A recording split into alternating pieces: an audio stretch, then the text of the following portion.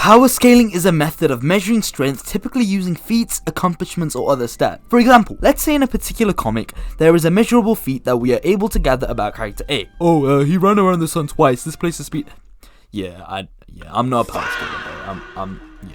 Which is why, my sweet princess, I am an illiterate reader or consumer of media. Therefore, I do not care about recorded feats or abilities, or even accomplishments. All I care about is aura moments, one-liners, and hype moments and edits. Which is exactly why I've decided to take this whole power scaling thing into my own hands. Big bro, power scaling is a very important thing for the... I do not care, bro. Shut your lame ass up, fella. I will take a shipper daughter over a lame ass power scaler son any day of the week. No son of mine shall be a power scaler. And yeah, maybe Deku and Bakugo do look good together. In this new mini-series, I will be power scaling horror movie characters. And you may be wondering, how is a self-proclaimed illiterate fellow who goes purely off of edits and aura moments going to be able to power scale anyone? Well, fear not, my sweet princes. I'll be doing it in the most reliable way possible. I will be scaling them up against myself. Wrap it up. Exit that way. Thank you. Our story begins with a pregnant happy couple in Haiti. But did I just catch you having fun? Throw an earthquake in there and murk the mother. So now there's a 13-year time skip and the dad and child are in America. The child Angela and the dad Aaron Burr from Hamilton are pretty close. But evidently not close enough because this child and her friend Catherine go into the woods after school in the hopes of summoning her mother with some witchcraft rituals. Aw, hell no, man. Nuke the whole generation already. Damn! If it were up to me, I would drop an atomic bomb on the whole generation. 3 days pass and everybody's panicking because nobody knows where they've gone, but on the third day, these fellas are found in some farm. Alive, but very shaken and maybe demon possessed. But hey, who really knows, man? Go! I would have glossed over this part, but you fellas have got to see this. I want you to really analyze this scene. The music's eerie, and it's that little light switch gimmick thing in horror movies. And out of nowhere, Angela pulls up, straight up scowling at him. Like, damn, what did this guy do to even deserve this? But after this, she goes to sleep, and he plays with the lights, switching them on and off, and out of nowhere, she speed blitzes this fella. I'm talking about she straight up does him like this. Like, bro, you are not. And you're not. But yeah, she does all that just to hit her dad with it. Say? He said good night. Why is she trying so hard to look tough, bro? Your demon isn't tough. You're a fool. So Catherine does something similar. Nothing as cool as Angela, but it's still weird enough to be sent to a hospital. So this is when we meet the first member of the Fraud Avengers. This is the nurse. I could have been a nun, but I got a knee injury. She is genuinely that one uncle who tells you they could have gone pro if it hadn't been for that one knee injury that ruined their career. You are a fraud, bro. Put my fries in the bag. This nurse lady's like, yeah man, I could have been a nun, but I got an abortion and I'm sure your daughter's a demon possessed. You should talk to this lady Chris. She was in the first original Exorcist movie. So Aaron Burr goes to visit Chris and she yaps for a minute on some I study bro and how she knows every method of demon exorcism. And she's like, yeah man, you gotta put a team together. And yeah, I'll go check it out. So Chris pulls up, and bro, I'm being so for real. I had high hopes for this woman. Firstly, because she's got a stacked resume, and she's been in the first 2 movies, so of course she's gonna be somewhat cold, right? Right. And secondly, my boy I was watching this with was straight up glazing this woman. And for a minute, I was buying it, because she pulled up moving like Balder from God of War on some I know who you are. And they were low-key going bar for a minute. Let me give you fellas a whole language analysis. Because my sweet princes, a lot of this demon exorcism stuff, a lot of it is directly correlated to your ability to aura farm. If you can successfully go bar for bar, aura for aura with the demon, you essentially win. Round 1, fight! So the aura off begins with the old lady saying, I know who you are. The demon immediately counters by pretending she's in some thirst trap edit, slowly looking up and name dropping the MC of the first Exorcist, the old woman's daughter, Ronald Reagan. 1 point to the demon, bro.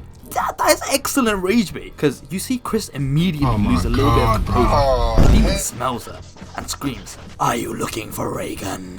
Damn it! I should have known right then and there that this woman is a fraud, bro. Look at her eye contact. absolutely no composure whatsoever. This guy is making eye contact with everything but the demon. She may as well have hit one of these. The demon triple downs on her attack and pulls out the gaslighting 101 play, the push and pull method. She immediately switches from screaming to a calm, gentle voice. Bam! Now this old lady's confused. Retire, pal, we are done with the 60s. But wait, is this a comeback? Chris starts spitting, sounding like prime King Bradley on some "I come here to take back the life of this child." And just as you think it's getting good, bro, once again she throws out another fraudulent red flag. Cause why the flip does this woman try to spell this demon in the name of her daughter? Regan is not doing anything, bro. And the demon instantly sees that, and just like Bowder, this woman gets packed up instantly, and she ends up looking like Gojo. After this absolute massacre, Gojo's now in a hospital bed. Look at this guy, bro. Who invited you? After she tells Aaron Burr that he's got to put a team together. So he then goes to put together the sorriest team ever. This man genuinely assembles the fraud Avengers, bro. I'm talking about this random Earth girl he finds in a graveyard. Peter Griffin, a Pentecostal preacher. Loki looks like he could be in sales or in politics.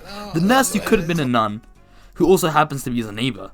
And this Latino father who is banned from going to the exorcism by the church. I genuinely feel so bad for the parents, bro. Imagine your children have been literally possessed by demons, and all you're given is a sorry ass washed up team of absolute frauds. Not even 2018 and Braun could carry a team this ass. How are you all this sorry? You're all frauds! You trash!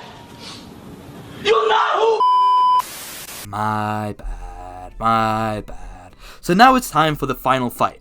We have the Fraud Avengers against these two demon-possessed girls. Previously it was a 1v1 against Gojo, but now it's a 5v2. Round 1. Fight. Straight off the bat, these fellas all lose 10 HP just from the pure stench of these demonic fellas, bro. Got them smelling like Discord mods. So we get a random ass snippet of Gojo for some reason, and this Earth girl lights up some candles and gives everyone a new chain. There could have been none, starts reading, and Angelus looks around menacingly, locks eyes with her father, and smirks.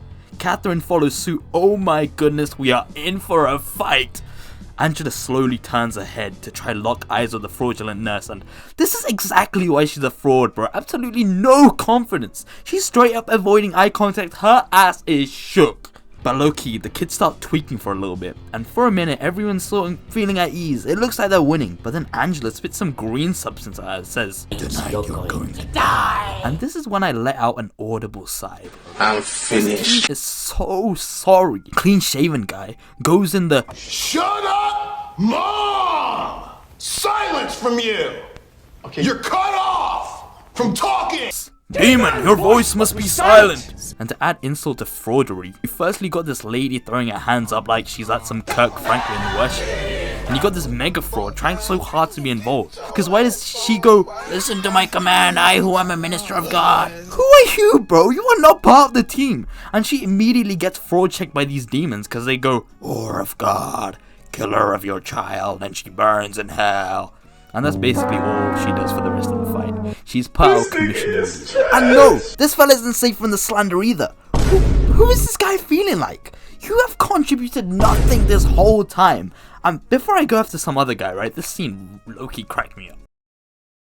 And no, I am not letting your sorry ass slide either, Peter Griffin. What have you been doing here, bro? He's a boxing coach, by the way. This guy has no reason to be here. Like, I'm crying. This guy genuinely put together the most random team ever. But then for some reason, these guys decide to take 5 and have a little break. So after the break, the fight resumes and this Earth girl pours homemade holy water on them. And Loki does something for a total of 20 seconds, in which the demons seem to be exiting through smoke. But no, pump fake, these fellas are low-key not affected. They start chuckling again and burn the cross the nurse fraud is holding. Then Aaron Burr starts praying, which is when arguably the only good scene in the movie takes place.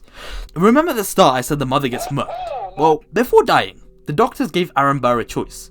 He could either save his wife or his daughter. And we assume that he chooses his daughter because, like, she's alive 13 years later. But it's then revealed that he didn't actually pick the wife. Back to the aura analysis, back to the fraud watch thing, bro. We don't want plot. The demons then make them an offer. You can only pick one of the children. and the movie's low-key reaching its climax, and just as we think it's wraps, the Latino priest pulls up straight up freestyling.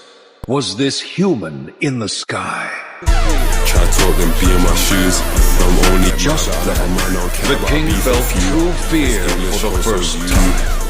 Moving like prime Kanye on some, she don't believe in shooting stars, but she believes in shooting cars. Wood floors in the new apartment. Oh, it's so tough! And not only is he low-key spitting, bro's mastered the art of the last minute pull-up. He's straight up flowing. Like, bro, the demons are shaking. But unfortunately, he too is ultimately a fraud. He starts forgetting the lyrics. Bro, yo, my life's like a movie, eyes are like oozing chicken. Shut your lame ass up! After the only guy who could actually do something dies, they just out there trying stuff, one leg off the wrong foot, and Aaron Burr starts trying some chalk no jutsu. And it works! Again for like 10 seconds, but it works! And then the other dad sells the whole fight, and he's like, I choose you, Catherine! And after a crazy transformation scene, it looks like Catherine lives and Angela died. But then again, pump fake, 5 seconds later, they switch roles, and turns out Catherine got sent to hell. Damn. That is basically where the story ends. So, in terms of villains, I mean, these guys aren't really frauds, I guess, but like, they did go up against the Fraud Avengers, who are all going straight to fraud list, by the way, bro. These fellas are all pure cheeks. I'm gonna put the villains at B tier. I feel like if they went up against an actual threat, me, it would not have been the same. They low-key got momentarily cooked by the Latino freestyling father. But yeah, guys, that's all for today. Thank you for watching. Next video is going to be a banger. But until then, see you next time. Bye!